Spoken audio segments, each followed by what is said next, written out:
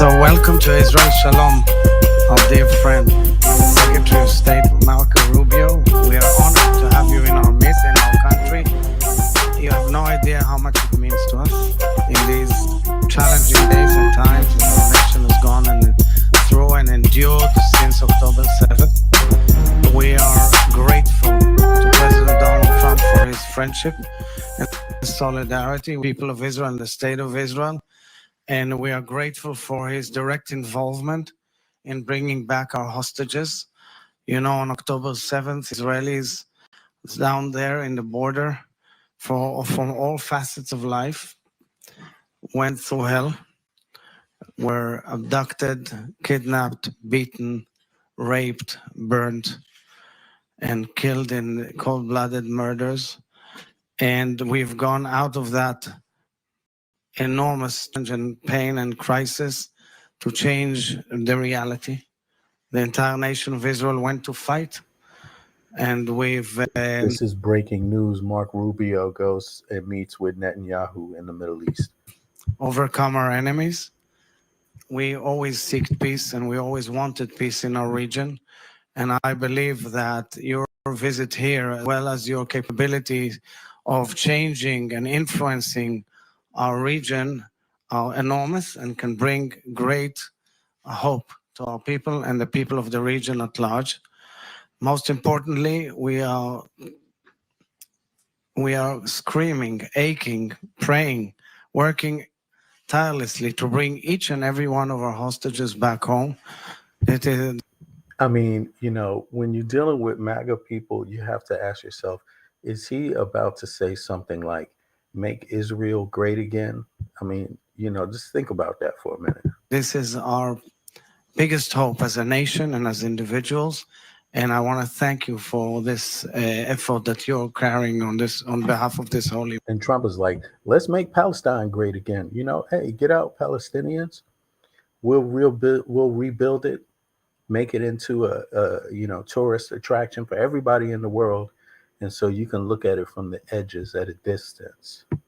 Mission. Thank you very much. Thank you, Mr. President. Thank you for greeting me. And it's an honor to be back as the Secretary of State. Not even 4 weeks into the job, I wanted this to be one of our first visits because of the issues before us, and also because of the friendship and the solidarity between our two countries. On the issue that you mentioned about the hostages, just know on behalf of the president, I can tell you he's strongly and deeply committed to the goal of every single hostage returning home, every single one, and not resting and not being silent and not forgetting until all of them are home. We work in very close coordination with the government here, as you know, to make that a reality, and that remains a very strong priority. And beyond that are the other challenges that we've all discussed and are well aware of, and then the opportunities as well with what's happened in Lebanon most recently, and the hope of finding a situation that provides not just enduring security, but allows what are still 60, 70,000 of your countrymen who have not been able to return to their homes up north, and how critical it is for that security as well, for that to happen. And I would make the broader point, I made it earlier with the Prime Minister in our appearance before the media there, at the core of all of these challenges, whether it's Hezbollah or Hamas or the terrorist groups that strike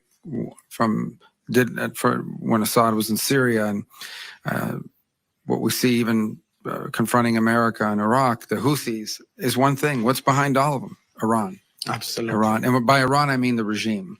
I think it's always important to remind people that the people of Iran, which is an ancient, proud culture, is controlled by radical clerics who have driven that nation in the wrong direction and have isolated it from the world, but more importantly, have created the single greatest source of destabilization and sponsor of terrorism and violence on the planet. And that we cannot forget, that if were it not for the regime in Tehran, many of these issues that we are confronting now would not be the same. But that's interesting because Biden said something very similar to that. But for some reason, MAGA people said, stay out of the Middle East. Stop fighting all these wars. That's exactly what the MAGA people said before while the election was going on. Even while the election was going on, MAGA people said, "Hey, let's get out of all these wars." And now looky here, Joe Biden said this stuff, and they were like, "Let's get out of all these wars." And then Mark Rubio says it, and what? Iran, and that we can clerics who have driven people that the people of Iran, which is an ancient and proud culture, is controlled by radical clerics who have driven that nation in the wrong direction and have isolated it from the world, but more importantly, have created the single greatest source of destabilization and sponsor of terrorism and violence on the planet. And that we cannot forget, that if were it not for the regime in Tehran, many of these issues that we are confronting now would not be the same. And we cannot lose sight of that reality. It remains a fundamental challenge that we have before us. But It remains. just know that there has been no stronger supporter of the state of Israel in the White House than President Trump, who I'm honored to serve as. But how did they know that? How did they know that? It's only been how many days? What is this? What is this? And it's, I mean, I'm guessing it wouldn't matter who you are. Looking at this is very, very strange, the rhetoric, but as his Secretary of State, and we wanted to come here to reaffirm those bonds and to ensure that you knew that we were going to be here to continue to work hand in hand until all these goals we share in common are achieved. Thank you. Bless you. Thank you very much.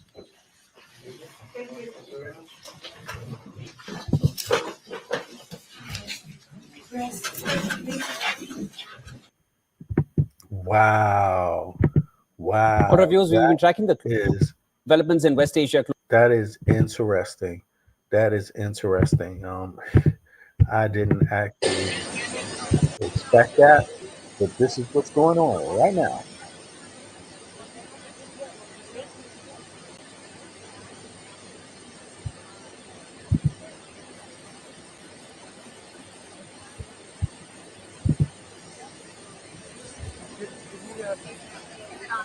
United States of America going to Israel. Or is this Israel? Where is this at? Let me see.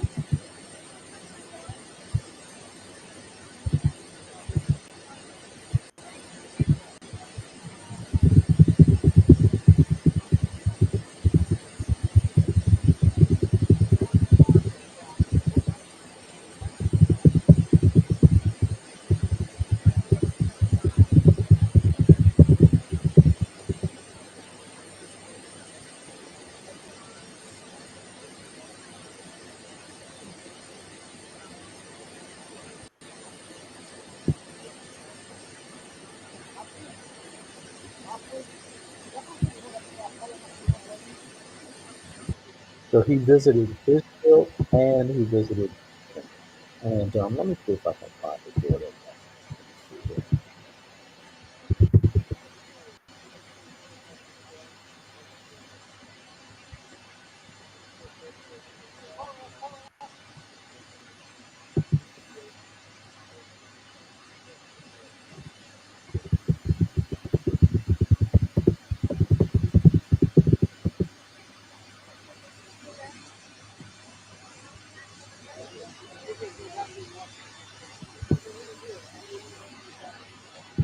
Oh, you know something? I'm going to pause this because this just came up when I did a search. This is Marco Rubio in the West Bank, right? Jordan and Israel. Look at this. by just talking about why that's important. The United States has these strong commitments to our partners in Jordan and in Israel. Learn more about the critical issues that confront the region.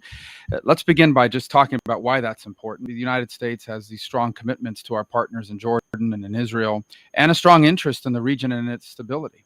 We spend a lot of money there on foreign aid, on military aid, and it also impacts our economy and our well-being and our national security. So it's important for lawmakers to visit these places from time to time and have a good indication of what's happening and how the money we're giving in aid is being used.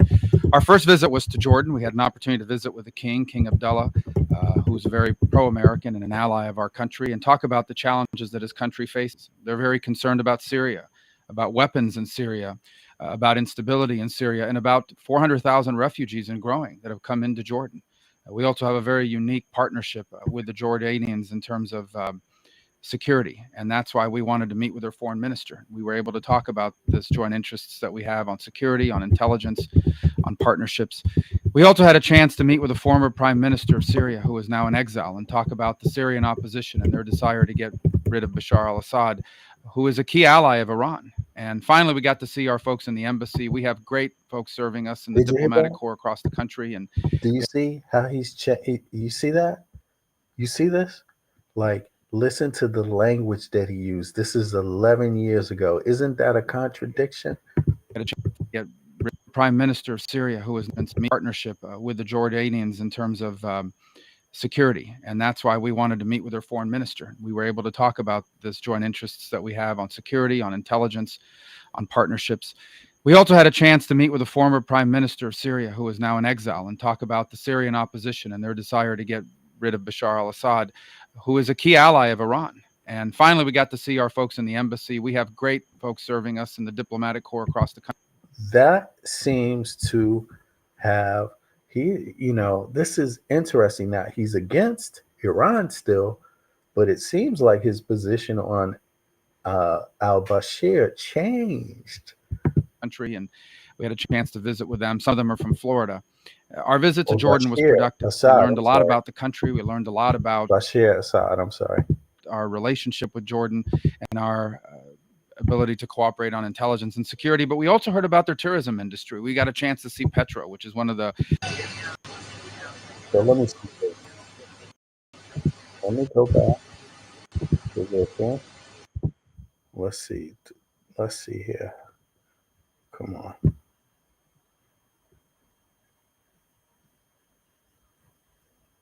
Where's the statement?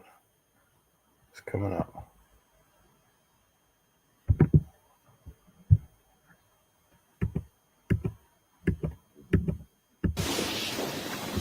Here we go.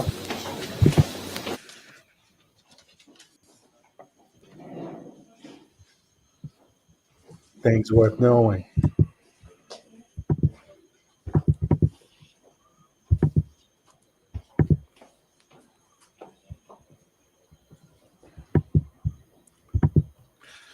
Secretary Rubio, my dear friend Marco, it's great to welcome you in Jerusalem with your delegation. It's great to welcome you in Jerusalem as Secretary of State of the United States. I have to say that this visit comes in the wake of a historic visit to Washington. I've said, and I'm going to repeat it again, because it's so true. President Trump is the greatest friend that Israel has ever had in the White House. And the visit in Washington reflected that in every way. And your visit here reflects it in every way. Throughout your political career, you've been a great supporter of Israel and a great champion of the U.S.-Israel alliance. I have no doubt that your unwavering support will continue during your tenure as Secretary of State. And I also have no doubt that you'll be a voice of clarity and courage on the world stage for the values that we in Israel, you in America hold dear, the values of freedom for all those who cherish liberty. You're already doing that, and I want to tell you that it's heard loud and clear here and everywhere else. Today, Secretary Rubio and I had a very productive discussion with our staffs on a number of issues. None of them are more important than Iran. Israel and America stand shoulder to shoulder in countering the threat of Iran, we agreed that the Ayatollahs must not have nuclear weapons. And we also agreed that Iran's aggression in the region has to be rolled back. So you mean what goes on in Gaza is not the most important thing? You know, that's really interesting wording. Threat of Iran, discussion with our staffs on a number of issues. None of them are more important than Iran. Israel and America stand shoulder to shoulder in countering the threat of Iran. We agreed that the Ayatollahs must not have nuclear weapons. And we also agreed that Iran's aggression in the region has to be rolled back. Over the last 16 months, Israel has dealt a mighty blow to Iran's terror axis. Hey, Andrea. Under the strong leadership of President Trump and with your unflinching support, I have no doubt that we can and will finish the job. We also spoke a great deal about Gaza. I thank Secretary Rubio for President Trump's assistance in helping us secure the release of another 3 hostages yesterday. These are hostages that Hamas refused to support only a few days early to release only a few days earlier. And I also thanked him for America's unequivocal backing for Israel's policy in Gaza in moving forward. I want to assure everyone who's now listening to us, President Trump and I are working in full cooperation and coordination between us. We have a common strategy, and we can't always share the details of this strategy with the public, including when the gates of hell will be opened, as they surely will if all our hostages are not released until the last one of them. Israel is determined to achieve all the war objectives we set. So it sounds like they're trying to put pressure on Iran to get the remaining hostages free, right? And you know, but still, that even if they get them free, what about Gaza? That's the real issue right now, because that's not 5 or 10. Or I'm not trying to minimize the lives of the hostages, but look, there's a lot of millions of people waiting to, you know, move on with their lives. And they were already waiting to move on with their lives before this last skirmish, right, between Hamas and the Israeli military, you know. But yeah. The horrific attack on October 7th, the worst attack on Jews since the Holocaust, we will eliminate Hamas's military capability and its political rule in Gaza. We will bring all our hostages home, and we will ensure that Gaza never again poses a threat to Israel. The unequivocal support of the United States on Gaza will help us achieve these objectives faster and set us on a path for a different future. Secretary Rubio and I discussed President Trump's bold vision for Gaza's future, how we can work together to ensure. You know, I'm against this happening to any people. I mean, and I understand Israel has had a complicated history with different groups, but at the same time, that can't justify moving out Palestinians from their home. Like, there has to be some sort of power that speaks up. Well, people have spoken up against it. So why is he acting like no one else cares? Let me check that out. I'm gonna let this play. That future becomes a reality. We also discussed the situation in Syria after the collapse of Assad's regime, a collapse that was made possible by Israel's weakening of Iran's terror axis, especially the weakening of Hezbollah and the removal of Nasrallah. For over a decade before October 7th, Israel acted to prevent Iran from developing new terror fronts against us in Syria, right opposite the Golan Heights and deeper in Syria. And we conducted hundreds of airstrikes, perhaps 1,000, in order to prevent it, and we did. Now, if any other force in Syria today believes that Israel will permit other hostile forces to use Syria as a base of operations against us, they are gravely mistaken.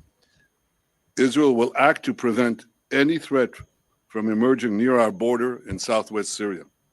The Secretary and I discussed Lebanon as well. Israel is committed to the ceasefire understandings that were reached in November. We expect the government of Lebanon to be equally committed to their fulfillment. The scenes we saw this weekend in Beirut of UNIFIL forces being attacked by Hezbollah, this was not encouraging. The two UN resolutions that everyone refers to, 1559, 1709, 1701, well, they must be fully implemented.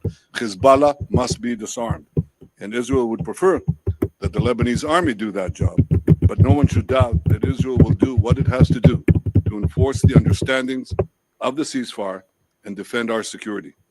The Secretary and I also discussed how the many international institutions have been hijacked and turned into anti-American and anti-Israeli forums.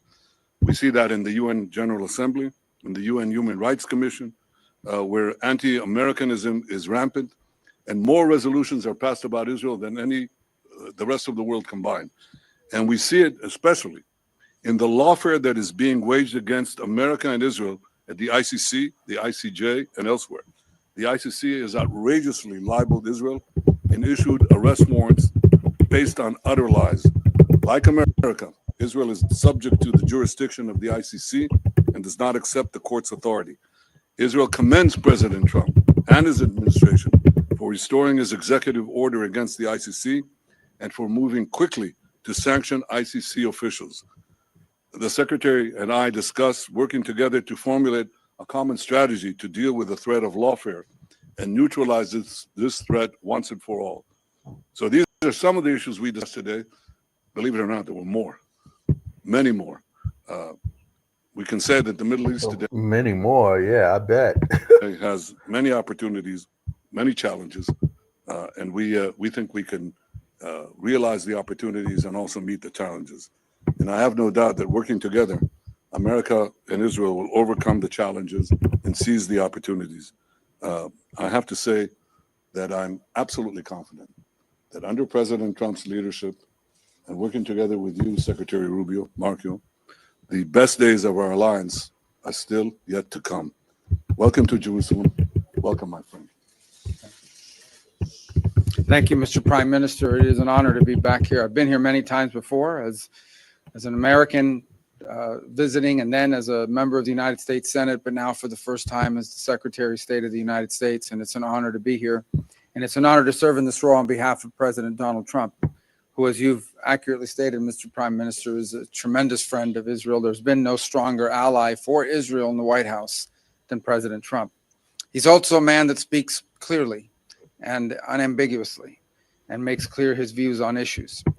The first he's made clear, and as you've pointed out, and the hostages need to come home, they need to be released. And you work in very close coordination with him. He's working in very close coordination, but with the Prime Minister and his government, and ensuring that happens. Must happen. It's not optional. And would add that that's a goal we share in common, and that's something we work on very closely together. The president's also very bold about his view of what the future for Gaza should be. Not the same tired ideas of the past, but something that's new, bold, and something that frankly took courage and vision in order to outline. And it may have shocked and surprised many, but what cannot continue is the same cycle where we repeat over and over again and wind up in the exact same place. Related to that, the president's been very clear. Hamas cannot continue as a military or government force. How does MAGA feel about this? I mean, because I thought, look, they're coming out against Iran. They're threatening force.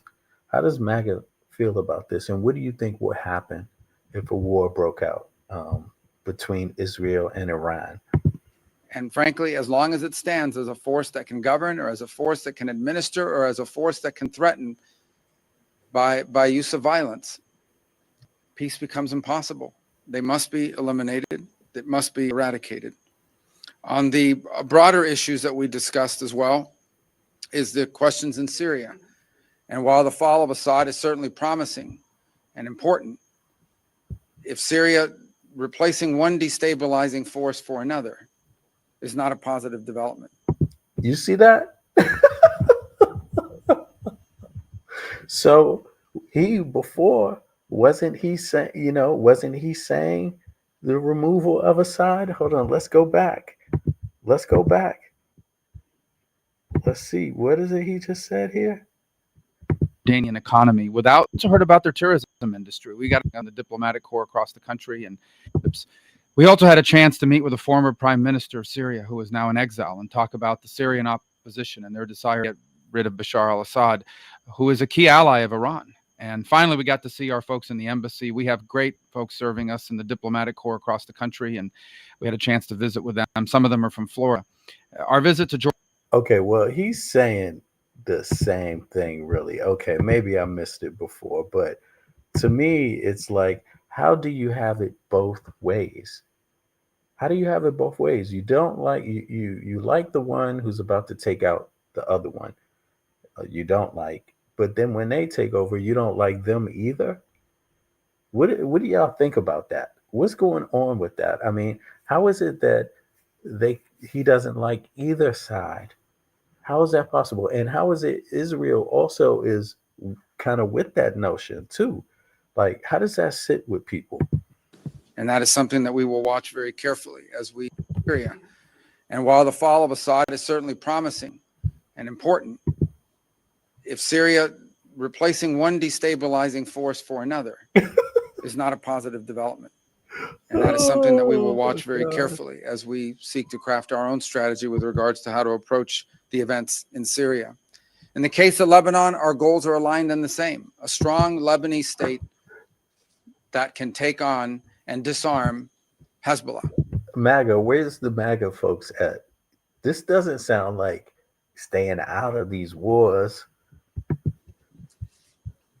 The common theme. The people that voted for, that voted against Kamala Harris, the people that voted against Kamala Harris, what do y'all think now? In all of these challenges is Iran. It is the single greatest source of instability in the region.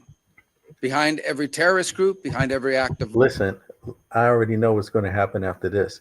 After Iran, right? Or before Iran, either one, it's also going to be Africa. Watch, mark my words, because this is the same playbook they've already done. They've already done this playbook. You know, it's so Africa, be on point, because look, it doesn't seem like anybody's really trying to stop this rodeo, and I mean the rodeo of the war must go on rodeo. That one. That's what happens when you get two authoritarian superpowers together and a third that's sitting back watching, picking up all the pieces. Violence, behind every destabilizing activity, behind everything that threatens peace and stability for the millions of people who call this region home, is Iran. And by Iran, I mean the Ayatollahs. By Iran, I mean its regime. A regime who, by the way, its people don't support. The people of Iran are victims of that regime. So I think it's important to constantly point that whether we talk about Hamas or we talk about Hezbollah or we talk... Does this sound like MAGA politics, Beverly? No, it sounds like greed. They said they were going to do this. They said it. Kushner said it. They're stealing. I can't take it. I don't listen to it. I don't like it. It's genocide. It's terrible. I don't think we should have any part of it. They are planning to steal the land from the Palestinians, exile them into who the hell knows where. Yeah. I mean, I never thought I would hear this country be a part of something like this. This is horrible. This is a dark thing, you know. And for a lot of people, it's been agonizing. Maybe not agonizing, but it's been troublesome just trying to relate to the Israeli and Palestinian conflict because the U.S. is not in that area. It's not in the U.S. sphere. You know, it's not in the Western world. So Americans themselves don't really have a real way of gauging it outside of the news media. Netanyahu is no better than Trump. They want it for themselves, for self-gain. That's all it is. Maybe it's MAGA, maybe it's not. I don't even know. But I don't like it at all. That is not fair. That is not what should happen. No. You know. No, you're right. I agree. It's so sad. And you know, what do you think about the idea of Putin and Trump being friends, and then Iran being brought in the picture over this Israel thing, who do you think Putin will side with? Will Putin side with Iran? And if he sides with Iran, will he be able to come through and help defend them? Like, who's going to defend Iran? Will it be China? Because I it don't doesn't know. look to me like Putin can do much for Iran right now. I don't know. I don't know. All of them are sick, if you ask me. I just, But they did I help just, Russia. They did help Russia. Iran helped Russia with these drones in Ukraine. Isn't that I don't something? know. I don't know. So, It's all crazy. What they want to do to Iran. I mean, what they want to do to Ukraine. They want to block. They want to take Ukraine and take the better parts of Ukraine. From what I know about Ukraine, it looked to me before it got bombed. It looked like an ordinary American city, a democracy. It looked like it was well maintained and well ran. yeah. Well, I don't know what the hell is going on now. I am so sick and tired of this whole mess. This is gonna be a long freaking 2 years. But Hopefully, but it can get better. Bev, let me It's check this out. The U.S. pulled. It says it doesn't want the conflict with Russia over Ukraine. Marco, they pull out of that. They don't want that conflict. They're worried about the cost of life. They're worried about this and that. La la la. Right. So they let Putin off. Right, over the Ukraine thing. But here they're not willing to let Iran off. That's very strange. And then the aspect of Russia being connected to both Trump and Iran. You see, my thoughts are, people need to wonder, how does this play out? Because, Trump is claiming to be friends with Putin, but on the other hand, what will Putin do for Trump? Well, why can't Trump tell Putin, hey, put Iran in check? You see, wouldn't it be much easier if Putin said that? Wouldn't that no, resolve the whole thing? it would have been much easier if Mitch McConnell had a did what the hell he should have did in the beginning and got rid of Donald Trump's ass, and none of this shit would be going on. True. That's how I look at it. True, true. I agree with you. I agree with you 100%.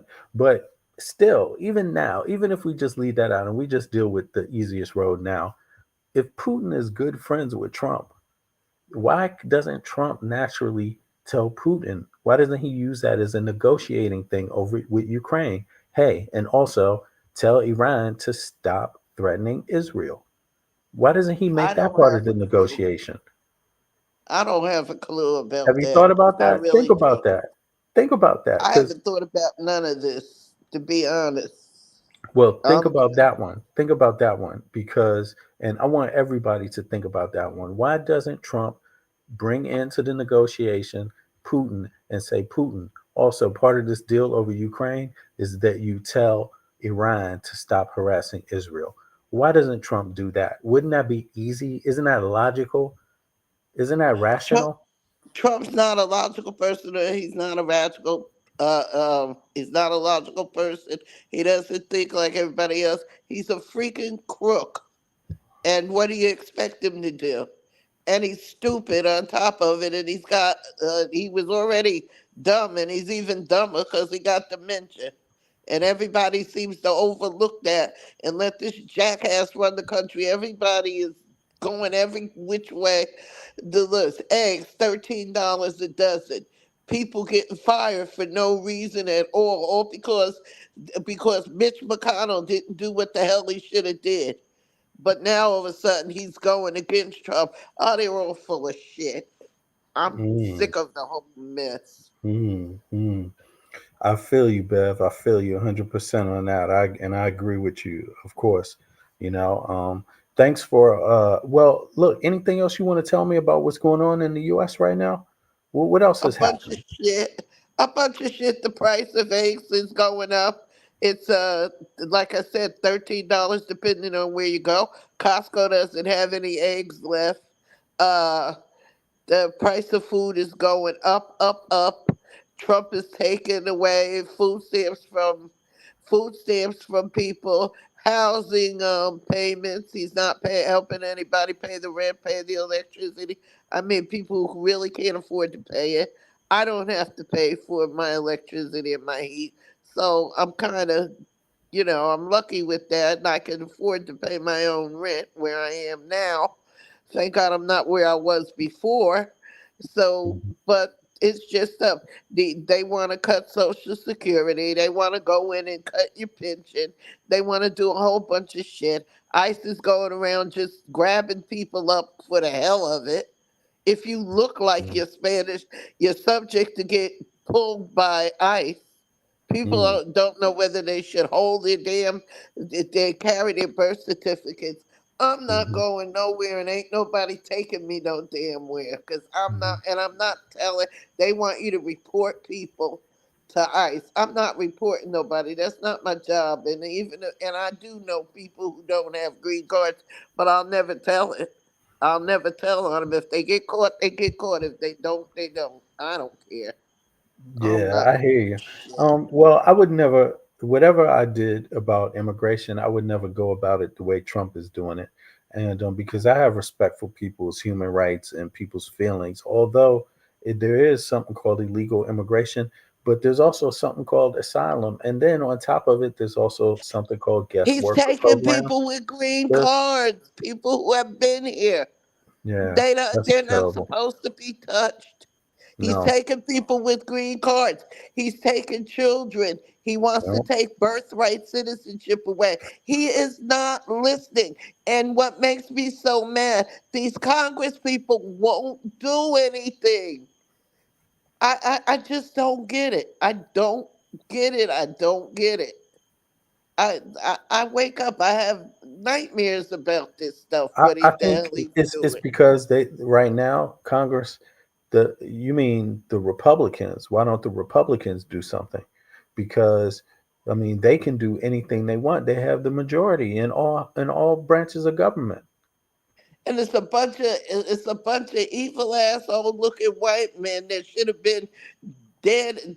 Lord forgive me, not dead, but should have been retired a long time ago, hanging on to power. Stupid shit they say. They sit and talk about, a woman this, a woman has no right when she gets married. Something stupid like that. Hmm. They tried to Yeah. take women's rights away. Marry the woman Well, of, I don't know. I, people of the world, everybody, South America, Central America, Africa, Middle East, Asia, pay very close attention to this behavior that's going on between Trump, Netanyahu, Putin, right, and what's going on in Ukraine. The difference between how the Trump administration is handling Ukraine and how he's handling the Middle East, and how Putin is in the middle of both of those. Putin is in the middle of both of those via Iran. Their support for Iran. Iran also supported the military, the Russian military with drones to use against Ukraine. So these things are all intermingled. So why doesn't Trump just tell Putin, "Hey Putin, tell Iran to stop threatening Israel"? Why doesn't he make that part of the negotiation with but Ukraine? He can solve but both problems, right? But why would he he's not going tell? to get he's not going to get nothing from Putin. That's what's crazy about it. So the earnest is on people to really point out Trump's weakness, how that's really making Trump weak, and also the MAGA people. I thought you said you didn't want any more war, MAGA people, because these people are really talking about war, more war. You know, What about yeah, yeah. what about if what What's up, about Donnie? Musk? What about Musk. Oh my Musk? God. What about Musk being there? Mm-mm-mm. What What about about Musk? Musk? Musk is Yeah, going in. He's taking everybody's business. You know? Well, people have money. My right. son, He's he's right in the doing middle of good. He all of has this a too, right? business, taking business. Musk doesn't even belong there. Why can't they put him the hell out? But everybody's scared of Donald Trump. What the hell does Donald Trump know on everybody? They I don't say think. they're afraid he's going to kill them. They're actually afraid of him. How stupid can you be? You let this man come and rule, walk all over people. Come on. When does it end? When does it end? It never should have got started. They found out that the Republicans took over 65,000 or 65 million votes from Kamala Harris. She won the 65, election. They 60. stole it. Hold on. Where'd you hear that at? No, they suppressed it in Georgia. They so-called purged the rolls. Oh, you mean Something 6 they did. million? You said 6 million Is it votes? is it 65 million or 65,000? I'm not good at math, so I don't know. But look it up. Look it up. Okay. They were stole. It was stolen from her. What they did was they gerrymandered, and anything that I think it's 5 days. If he came in, if he came in late, they didn't count the votes. So there's votes out there that would have given her, and it was in all the swing states. Come on, you don't find that funny? He won all the swing states. Oh yeah, I find that very interesting, and I agree. I think it looks like voter suppression to me, It And then on, was. but then on top of it, 80 million Americans don't vote anyway. That's like a third But of the population. 65,000 votes would have made it a big difference. I think True. she Oh, still would have absolutely. won. Oh, I absolutely. think she would have won. I I really think so do. too. I believe so too. But it looks to me like there's not going to be a democracy left after Trump because, That if they don't get him out, I think yeah. they will if they get him out. But what do you But think? when are they going to do it? Do you think things are going to get worse on the ground for Americans? Like, do you think things like empty supermarkets and Nah, I don't think faulting it's that things, more bad. I don't think airplane, it's that bad yet. air, airplanes Could be. crashing, more airplanes crashing, Yeah. different stuff? What do you think? I think well, the airplane's crashing. I ain't playing with that. I'm supposed to go to Alabama the end of the month, the end of next month, and I was gonna take the plane, but now I'm gonna take a train ride, a 20-something hour train ride, because I don't know. I'm scared. I'm Hmm, scared to fly now. I've never hmm, been in a plane, and I do not, and I cannot jump out no plane. I hmm, panic. I hmm. know me. I panic. So I will be. Oh Lord, I will be panicked. They'll have to pull me or carry me out. I don't know what the hell they would do, but I'm going on the train. So, because I'm scared.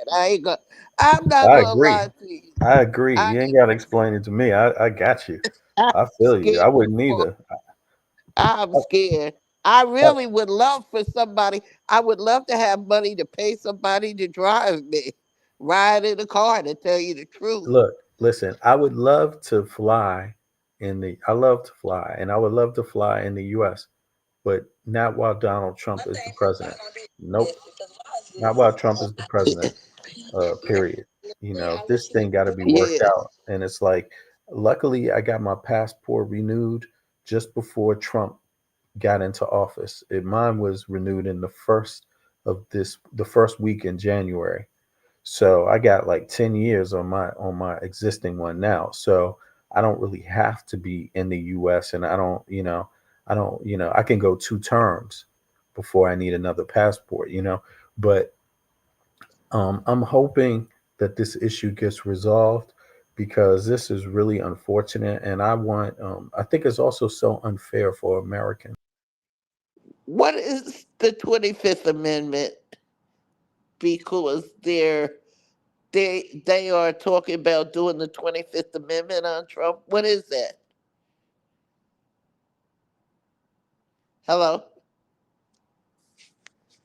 Uh-uh. What happened?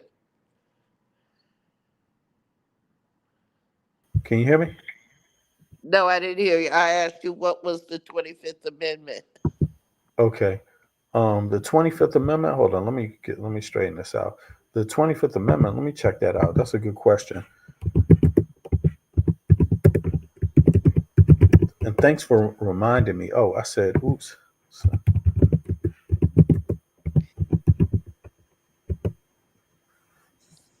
Okay, 2 seconds.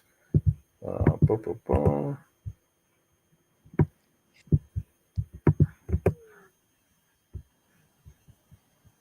All right, the 25th Amendment to the U.S. Constitution deals with presidential succession and incapacity. It was ratified in 1967 following concerns about what happens if a president becomes unable to perform their duties. Key provisions.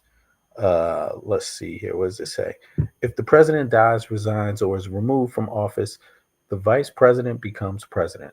This clarification previous ambiguities in the Constitution about whether the VP acts as a president or becomes president. The VP becomes president, right? Okay, vice presidential vacancy. If the vice presidency becomes vacant, the president nominates a new VP who must be confirmed by both the House and the Senate. So the House got to come into action. And I really hope this is what they're trying to do.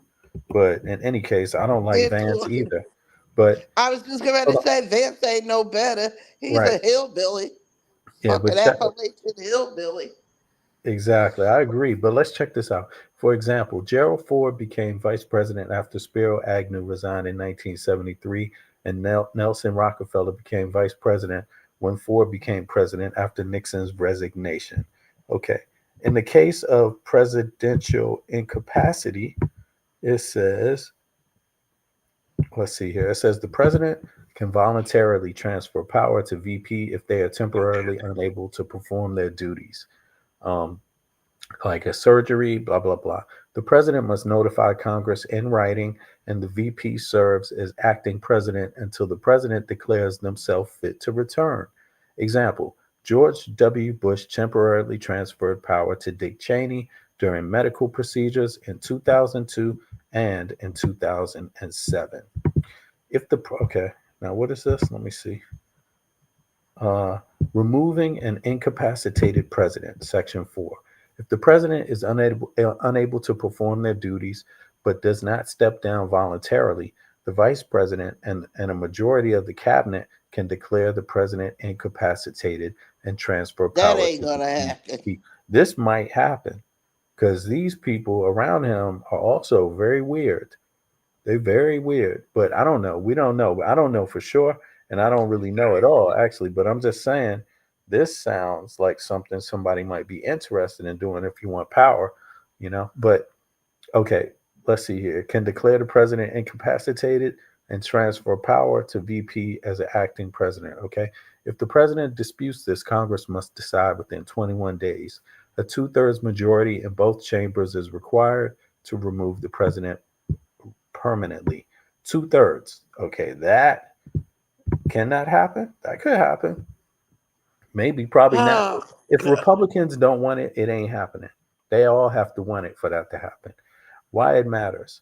The 25th Amendment ensures a clean line of succession and a way to handle presidential incapacitation. That sounds about right to me, but it doesn't look good anyway, like you pointed out. Right? Vance is no good. Vance is no good. It's a bunch of freaking imbeciles running the country, doing what a madman wants. It's terrible. They say in 2 years, I think people will be fed up and vote him out. But damn, will there be anything left to vote for?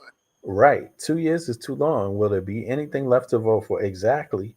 2 years? Oh my goodness. Too much can happen in 2 years. 2 years is just enough to make sure hell exists. He's already doing it. And Elon Musk, why the hell don't they get him out? Even the little son is a little ooh. I mean, yeah, he is. He is, you know. I mean, I don't know what to say. Well, let's play some more of this Rubio crap real quick. Let's play it, see what he says.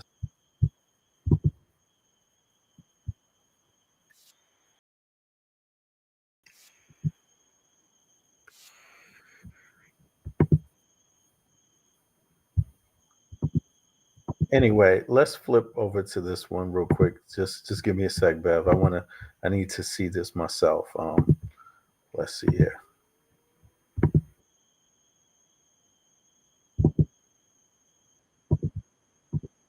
You can't hear that? Is the audio okay? Let me start it over. Tell me if you can hear it now. Hold on. Did that work?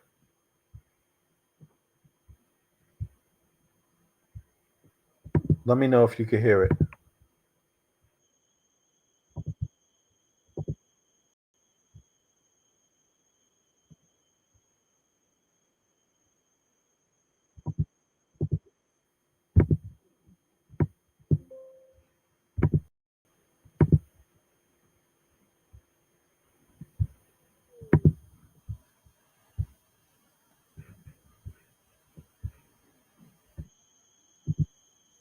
Good to see you again. We've had some quick discussions just now, and we're going to have some longer discussions after this. And the relationship with Jordan has been very strong, has been with me, and it really has been with the country. But I think I've been closer than other presidents to Jordan and what Jordan represents. And it's an honor to have you and your son with us today.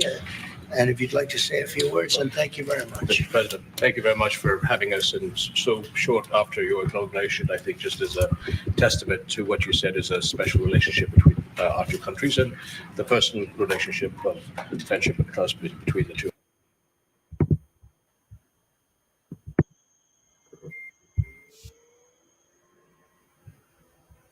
Check 1, 2. Can y'all hear me now? Can you hear me now? Okay. So let me bring this one back up. Sorry about that. I don't know what happened. You know how this internet be sometimes. All right, here we go. Now this is Trump with King Abdullah. Has been with me, and it really has been with the country. But I think I've been closer than other presidents to Jordan and what Jordan represents. And it's an honor to have you and your son with us today. And if you'd like to say a few words, and thank you very much. Mr. President, thank you very much for having us. Again, he's reiterating that he's been with Jordan more than any other president, MAGA folk. So just understand that, right? Let's keep that in perspective as the conversation goes on. So short after your inauguration, I think just as a testament to what you said is a special relationship between our two countries and the personal relationship of friendship and trust between the two of us. Mr. President, I truly believe that with all the challenges that we have in the Middle East, that I finally see somebody that can take us across the finish line to bring stability, peace, and prosperity to all of us in the region. And it is, I think, our collective responsibility in the Middle East to continue to work with you, to support you, to achieve those lofty goals. So I'm very delighted to be here. And as you said, sir, we've got some very interesting discussions ahead. Very good. Very good. Thank you very much. Mr. President, many people in the region, especially Jordan, are worried about the annexation of the West Bank. Will you give His Majesty the King guarantee that you won't allow Israel to annex the West Bank? And how are you going to? I think that's going to work out very well. That's not really what we're talking about today. I think that's something that's going to work out automatically, and it's in good shape. And we discussed it. Other people have discussed it with us and with me. That's going to work out. West Bank is going to work out very well. Mr. President, why should the king take in the Palestinian people? He's made clear he doesn't want to. Well, I don't know, but he may have just something to say because we discussed just briefly. I think maybe you want to say it now, or? Well, Mr. President, I think we have to keep in mind that there is a plan from Egypt and the Arab countries. We're being invited by Mohammed bin Salman to discussions in Riyadh. I think the point is how do we make this work in a way that is good for everybody? Right. And obviously, we have to look at the best interests of the United States, of the people in the region, especially to my people of Jordan. And we're going to have some interesting discussions today. I think one of the things that we can do right away is take 2,000 children that are either cancer children or in a very ill state to Jordan as quickly as possible, and then wait for, I think, the Egyptians to present their plan on how we can work with the president to work on the Gaza challenges. So I want to tell you, excuse me, wait, just please. I didn't know that what you just said, 2,000 children with cancer or other problems. And that's really a beautiful gesture. That's really good, and we appreciate it. And we'll be working on the rest with Egypt. I think you're going to see some great progress. I think with Jordan, you're going to see some great. But again, this is the Palestinians. You know, he's issuing that to Palestinians. You know, their neighbors, right? But you know, Trump saying, "Yeah, that's really nice." He's trying to take credit for it, almost like, but he doesn't care where they go. Progress. There's 3 of us, and we'll have some others helping, and we're going to have some others at a very high level helping, and the whole thing will come. It's not a complex thing to do, and with the United States being in control of that piece of land, a fairly large piece of land, you're going to have stability in the Middle East for the first time. And do they ever show the king's face when he's talking? The Palestinians or the people that live now in Gaza will be living beautifully in another location. They're going to be living safely. They're not going to be killed, murdered, and having to leave every 10 years, because I've been watching this for so many years. It's nothing but trouble. Everyone's being killed. They're being robbed. It's like living in hell. And they're going to end up having a great home, great families that don't have to get mugged and killed and beaten up and harassed by Hamas and everybody else. And I know we'll be able to work something. And what you just said about the 2,000 is fantastic. It's so beautiful. It's music to my ears.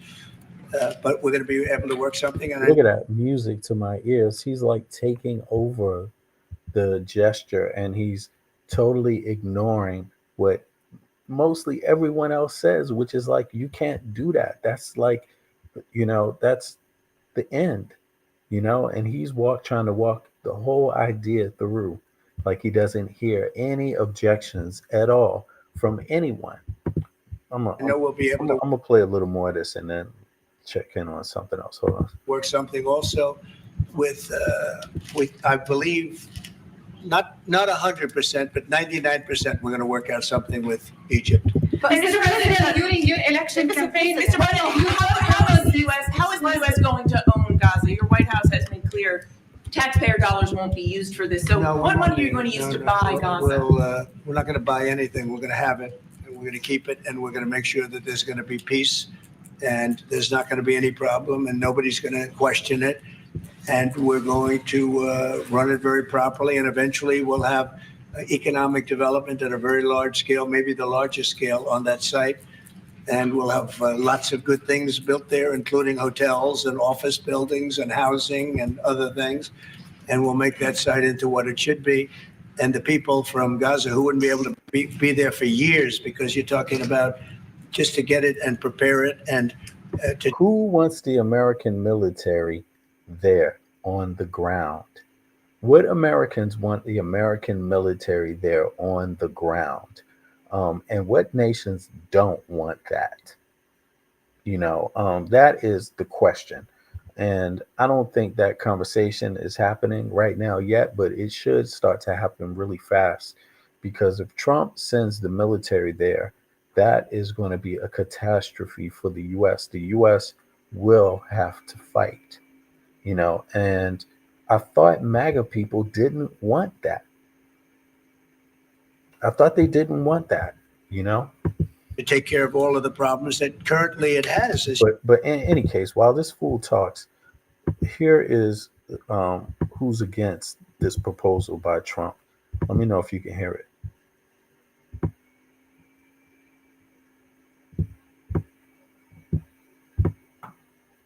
Is it playing back? Oh, wait a second. Sorry. Here we go. Donald Trump has not officially proposed owning Gaza, but if you're referring to any recent remarks or past policies that suggest US or Israeli control over Gaza, such an idea would face overwhelming international opposition. Who opposes the idea of Trump or the US controlling Gaza? 1. Palestinians, Gaza and West Bank. The Palestinian Authority, PA, and Hamas both reject any foreign control over Gaza. 2. Arab and Muslim countries. Nations like Egypt, Jordan, Saudi Arabia, UAE, Qatar, Iran, and Turkey would strongly oppose any US or Trump-led governance over Gaza. 3. United Nations, UN. The UN has long supported Palestinian self-determination and would reject any foreign ownership or administration. 4. European Union, EU. The EU generally supports a two-state solution and opposes outside powers taking over Palestinian territories. 5. Most of the global South. Many nations in Africa, Latin America, and Asia support Palestinian sovereignty and oppose US control over Gaza. 6. Even Israel. Mixed reactions. While some far-right Israeli politicians might support strong control over Gaza, Israel has not shown interest in taking full administrative responsibility for the territory. Has Trump ever proposed controlling Gaza? Trump's deal of the century, Peace Plan 2020, did not propose US control over Gaza, but rather severely limited Palestinian sovereignty, which was rejected by Palestinians and most of the international community. If there are newer statements by Trump suggesting... So you know, tunnels, and people are in those tunnels, and you have some... So here we see, this is what Trump is talking about now, as of the last couple of days. And so he's talking about it in real time here. So everyone else is opposed to it. And I don't know why, it doesn't seem like Netanyahu is opposed to it. So, but everyone else besides Netanyahu is opposed to it. So what's going on here? Good people and some bad people, and you may have hostages right now. You have the hostages possibly there. They don't know where they are. And, I have a Saturday deadline, and I don't think they're going to make the deadline personally. I think they want to play tough guy, but we'll see how tough they are. But it's going to be a wonderful thing. It's going to be wonderful for the Middle East. I think it'll turn the Middle East. I think you're going to have peace in the Middle East. You're going to eventually have peace in the Middle East. Couldn't this deadline risk undermining the talks that you're having with the king today, and risk the kind of wider peace that you're trying to? Because we're not talking about a big situation. We're talking about something that can go very quickly. We're talking about it's going to go quickly. It's not going to take a long time. Okay, that's not going to take a long time. You know bullies. You know what a bully is, right? The bully. I've always, and I found it throughout my life. A bully is the weakest person, and they're bullies. Hamas is bullies. The weakest people are bullies. Why can't Trump ask Putin to tell Iran to stop threatening Israel? Why wouldn't he do that? Since he's in the middle of negotiations over Ukraine with Putin directly. And he's telling the Europeans they can't be a part of it. He's telling the rest of the NATO nations they can't really be a part of that meeting. Only the United States and Putin, not even Ukraine.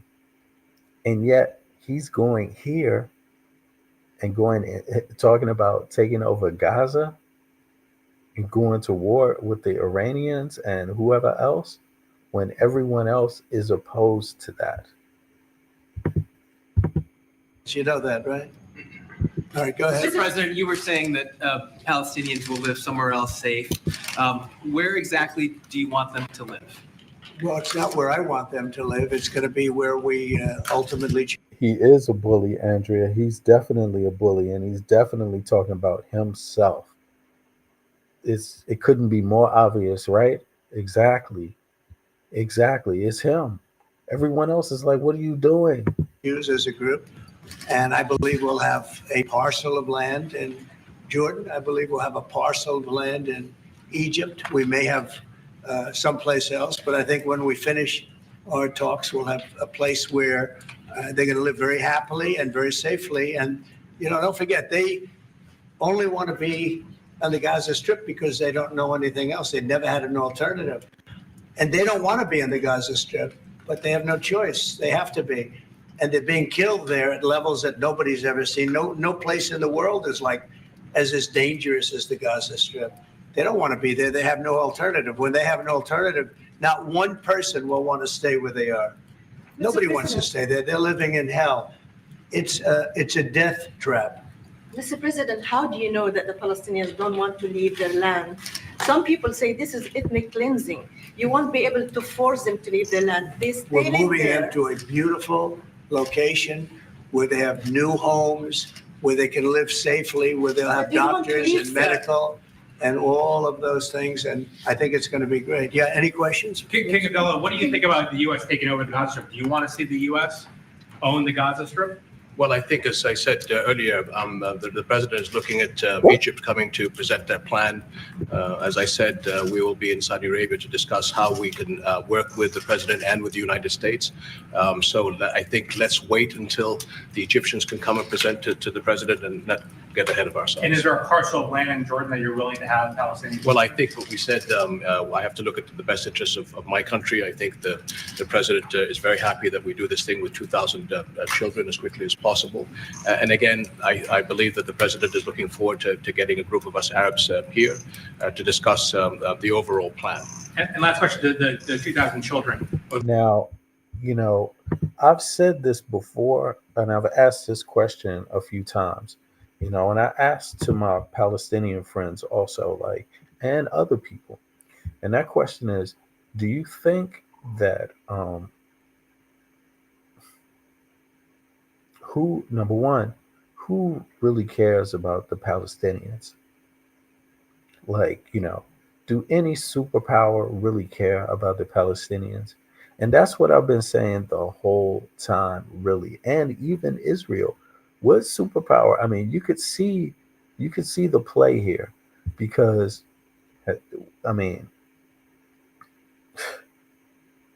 Trump is in the middle of both issues, the Ukrainian issue and the issue with Palestine and Israel now. Putin is also there via Iran, because they're mixing up the situation with Gaza, with Iran and security. You see? And also the same dynamics going on with Lebanon, with militants there, or people they describe as militants, and also in Syria. Now, suddenly, they announced that. And again, Putin was part of that. He had a sphere of influence. To me, I'm curious, Turkey. Turkey is part of the EU. I believe Turkey's part of the EU now fully. Let me see here.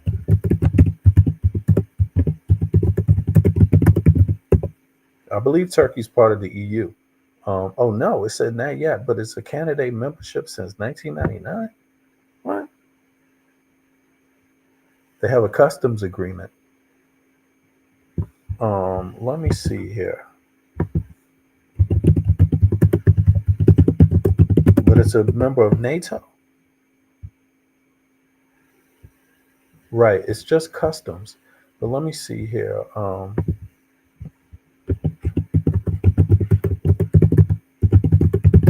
Sorry about this, y'all. I just want to be clear about something. Yeah, they're a member of Turkey. I mean, a member of NATO. I'm sorry. That's what it is. So I'm curious what Turkey has to say. You see how all these things turn and twist? So now you have Trump commenting on what's going to happen in Ukraine and in Palestine. And Turkey is in the middle of both of those things too.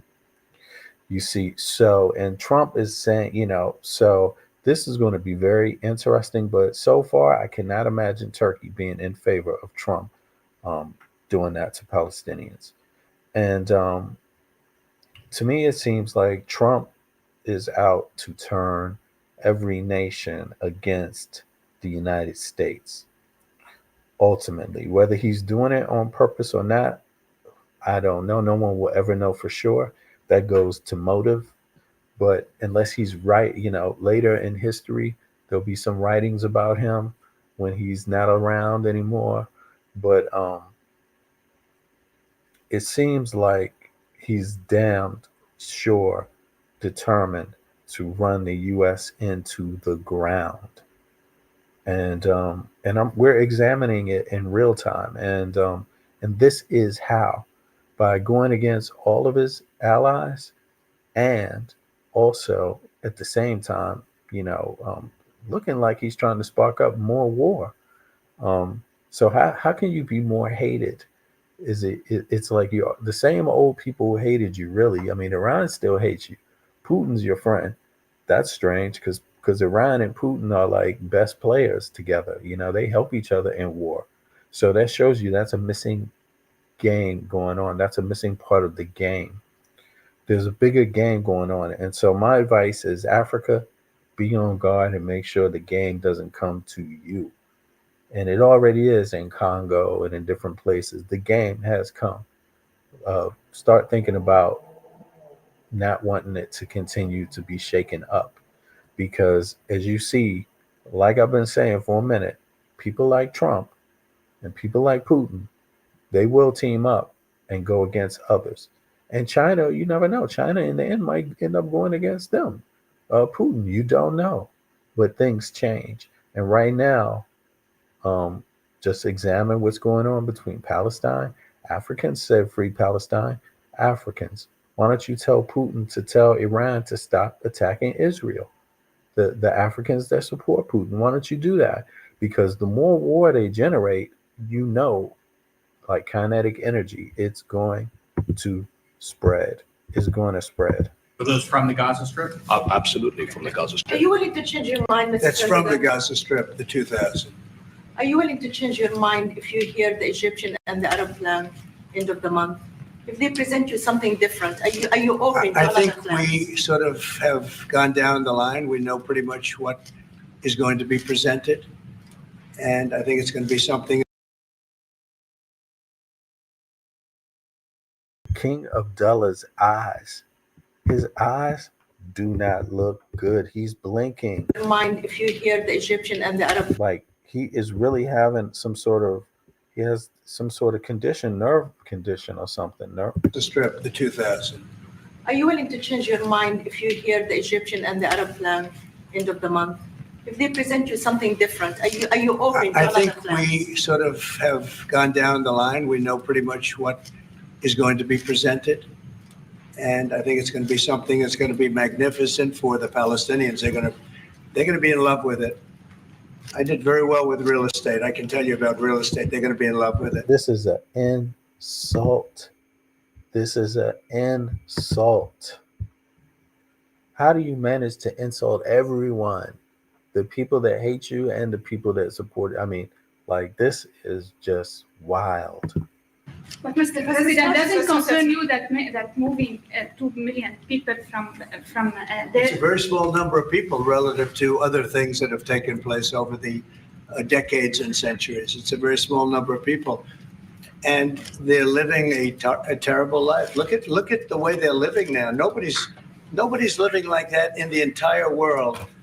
They're living under buildings that are mostly fallen down and will continue to fall down. And they're living under. People are being killed every day. The conditions are horrible. There are no conditions anywhere in the world that are worse than the Gaza Strip right now. But don't you have concern? Americans, the first thing that should pop in your mind right now is, does he plan on turning the U.S. into like that too? That is what should pop in your mind. Like, because if you think about how fast he makes his decisions, think about how bad they can be, and he follows through on them anyway. Think about his lack of concern over California when the climate, made the fires just go crazy. Think about that. He did it before with when he was president before, with the flooding, the hurricane season. And he's going to do it again. He's going to use the hurricanes as political leverage if you have a government left to even manipulate. Because right now it doesn't even seem like the U.S. has a government. not equal branches of government. It doesn't seem like it has a functioning Congress and Senate, like straight up. They have, for the first time, it seems like, abandoned the American people. And I don't know if that puts the military up in the middle of this, stopping Trump, but to me, it would seem like that, because you can't go on like this without it being permanently harmed, pretty much. I don't see why any military would allow a lunatic just to run free. So I don't know what the Republicans are going to do, or the people around Trump, but it seems like there's a lot of steps that have to happen to stop the harm that has been caused by President, or not even President, asshole Trump. Just a horrible human being. Horrible human being. You said all hell will break out if all the hostages are not released on Saturday. What did you mean by that? And are you encouraging Netanyahu to walk away from this deal? Have you talked about this with him? So I've looked at at the condition of people coming out of the hostage situation, and it's horrible. I looked at the before and after yesterday. 3 young men. One is dead now, as you know, the older gentleman who died, which everybody said he was alive and well. He's dead. But the 3 young men, and I looked at them from a short while ago, and I looked at them now. They are emaciated. They look like Holocaust survivors. They looked, they'll get better, but they're in rough shape. They were treated really badly, and we've heard things from them since. And I think the reason that Hamas is playing so cute. And if I'm correct me if I don't know, but I don't believe the remaining hostages have been released either. But let me know if I'm correct about that. Is because they saw the reaction to these 3 people that came out, and the other ones. Look, the one young lady had her hand blown off practically, and they were not in great shape either. But she's missing her fingers and a big part of her hand. You know what she did? She was stopping a bullet that was aimed at her. She went like that, and it blew off her hand. I think I think they want time, because I think the people that they have living are in such bad shape, because they're sending the most healthy people out, because they don't want to send the least healthy people out. And there was an uproar when they saw the people from yesterday. So these people are, so I don't want to do 2 and then we do another 2 in another week, and then we do 4 in 3 weeks. No. They either have them out by Saturday at 12 o'clock, or all bets are off. Mr. President. Well, all bets apparently are off, because right now, as of, I don't know how many hours ago, yesterday, 4 p.m. Central European time, that was in the morning. It says this article was released. IDF making offensive plans as Trump says U.S. will back Israel if it restarts war as it happened. Yeah, and apparently they've come to some sort of conclusion. Let's see here. Or they say that Israel is planning, but no specific things have been mentioned. Hold on, I don't want to play this because I don't want the audio to affect it. But in any case, let's listen on. President, would you still consider withholding aid to those countries if they don't accept your plans to accept? Well, I don't want to say that, because we've had such a good relationship, and we're doing so well just in the short time that we've been talking. I mean, the king just made a statement. I didn't ask him to do that, about literally saving 2,000 young children from the Gaza Strip. We didn't know about that. You didn't know about that. Nobody did, except for the king and his son. I assume you told your son, right? And I just thought it was great. No, I think we'll do something. I don't have to threaten with money. We contribute a lot of money to Jordan and to Egypt, by by the way, a lot to both. But I don't have to threaten that. I don't think. I think So that's basically walking in China, enters China into, we can offer you aid. That's what that's doing. But aid comes with a price, and the price is influence. And the influence will be trade and military. And that in itself will push the US military back or weaken its position for sure. And it will weaken the EU's position for sure. It sounds like a recipe for war, to be honest with you, to me. But yeah. I think we're above that. I do believe we're above that. So. Would you consider other countries, not Jordan and Egypt? There was talks about Indonesia, Albania, other places. Yeah, sure, we would. And we have other countries that want to get involved. We have a lot of people that want to get involved. Other countries that want to get involved. Both. But I don't have to threaten that. I don't think. I think we're above that. I do believe we're above that. So. Would you consider other countries, not Jordan and Egypt? There was talks about Indonesia, Albania, other places. Yeah. Indonesia, Albania. Sure, we would. And we have other countries that want to get involved. We have a lot of people that want to get involved. There's a great sense of wanting to help the Palestinians. There's a lot of good countries out there, people that rule those countries. He's inviting people to come in and rebuild Palestine for Palestinians. With big hearts, and this gentleman is at the top of the list. And if they don't want to leave, how are you going to force them, Mr. President? Oh, they're going to be great. They're going to be very happy. Can you, Your Majesty, should we expect? He didn't even answer the question. He didn't answer the question. Big countries out there, people that rule those countries with big hearts, and this gentleman is at the top of the list. And if they don't want to leave, how are you going to force them, Mr. President? Oh, they're going to be great. They're going to be very happy. Can you? At the top of the list. And if they don't want to leave, how are you going to force them, Mr. President? Oh, they're going to be great. They're going to be very happy. Can you? Your Majesty, should we expect that the Jordanian response would be part of a coordinated Arab response? The response will be from a multitude of countries, Arab, international. I know the Europeans want to step in. And again, we'll probably have to look to the help of the United States to make sure that COGAT, which is the clearing agency on the Israeli side, makes this as efficient as possible. Because 2,000 kids, the best way to get to them is by helicopters and get them straight to our institutions. I also COGAT, which is the again countries. Expect that the Jordanian response would be part of a coordinated Arab response. Response would be very happy. Can you? Your Majesty, should we expect that the Jordanian response would be part of a coordinated Arab response? Okay, I think she's talking about. Yeah, what is she talking about? She's talking about the response to the Gaza Strip being taken over by the U.S., but he answered differently. The response will be from a multitude of countries, Arab, international. I know the Europeans want to step in.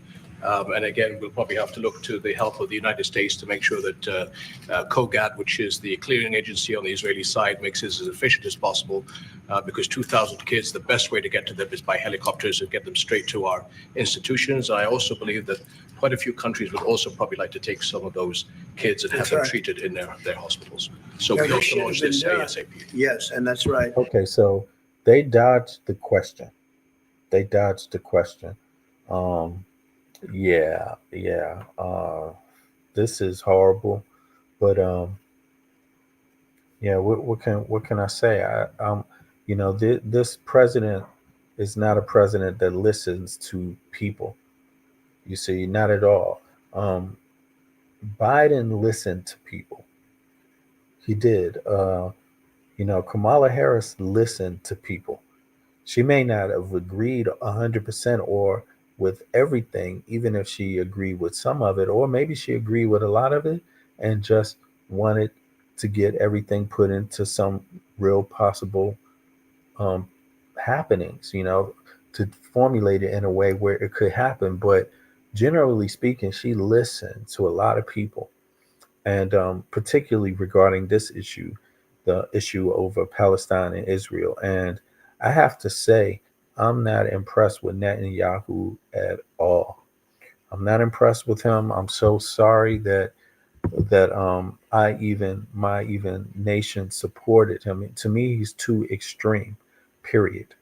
That's just it. And it's because of how he responded towards Hamas. I didn't agree with Hamas, but I also definitely didn't agree even more with the response, because the response was overwhelming. It may be out of frustration, but listen, Israel needs to understand that these people have been denied everything. So it is a geopolitical issue. As you can see, it does make you wonder, where does Africa stand with this? Where does Asia stand with this? Where does Putin stand with this? Where does Putin stand with this? Why is Putin? Where is he? Is he silent over this? Let me see here. One last thing I want to check out. Let me see.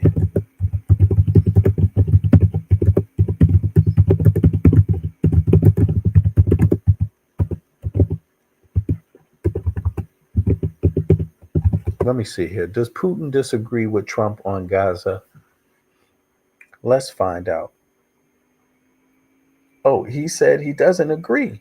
So, wow. Why don't they have a talk about it while they're talking about Ukraine? What can you do, Putin? What can you do about Iran and meddling with Israel? What can you do, Putin? Can you help? Can you help Putin? Because Donald Trump seems to think you can get anything done.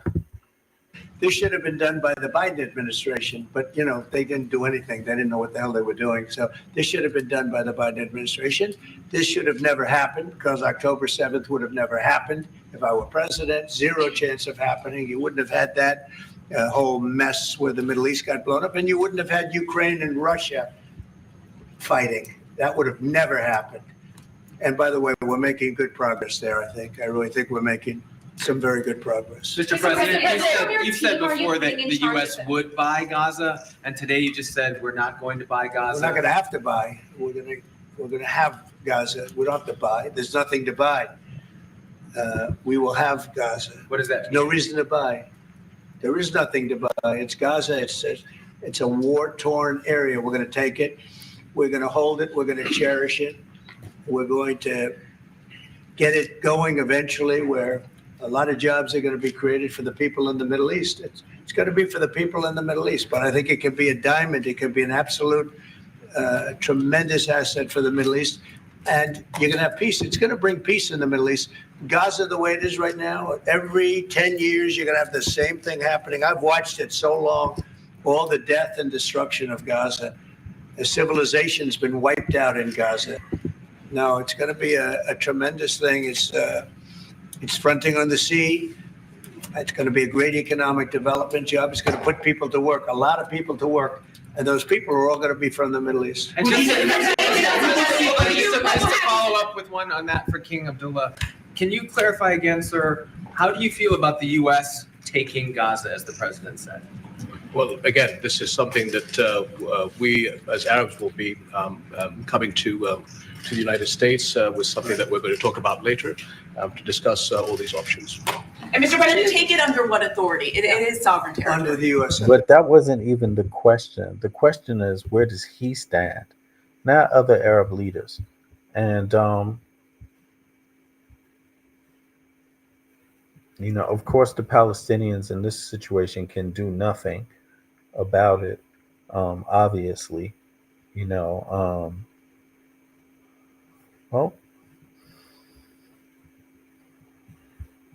But yeah, I think, I just think that this is so wrong, obviously, and we're going to find out what the response is. Well, again, this is something that we as Arabs will be coming to the United States with something that we're going to talk about later to discuss all these options. And Mr. President, take it under what authority? It is sovereign territory. Under the U.S. authority. And Mr. President, would you seek to personally develop property in Gaza after this happens? No, I've had a great career in real estate. Mr. President, You know, when you've done what I've done in the last number of years, including the 4 years that we should have been doing something else, frankly, because people see that now for sure. But when you've done what I've done, you can just do more good for people when you're president. When you're president, we can do things. This is all things that should have been done, but actually things that... Why do MAGA sit here and listen to him say this? He wants to do good things for people. But what about in his own country? That's what Biden and Kamala Harris was talking about. Do more for the average American. And then these people had to come vote him in, where he's doing everything else. But what is he doing for y'all, man? What is he doing? It's really, really creepy right now. And I don't know where it's going. Obviously, I'm not a magician or a future, I don't tell the future.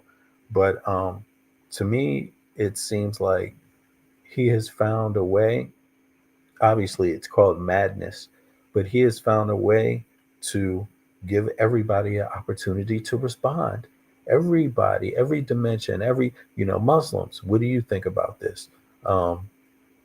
Asians, what do you think about this? Europeans, what do you think about this? Canadians, what do you think about this? South Americans, Central Americans, what do you think about this? Putin, what do you think about this? Putin, can you negotiate this with Trump so the Palestinians can keep their land? Can you do that? Speak up and speak up boldly and speak up loudly. Why don't you? I'll be back in a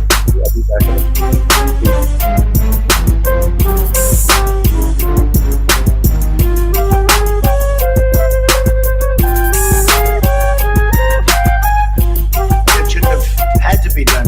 Gaza, absolutely, it would have been so great if the Biden administration would have started this. But actually, in all fairness to them, it was, they should have never let it happen. It did happen. And because of the fact that they let this happen, this catastrophe of October 7th, something like this becomes practical and very real, meaning the development and all of the things that I've talked about with respect to the Gaza Strip. If you didn't have the October 7th catastrophe, and it was a horrible catastrophe, then probably you wouldn't be talking about that. But the only thing I can say is this is going to bring stability and peace to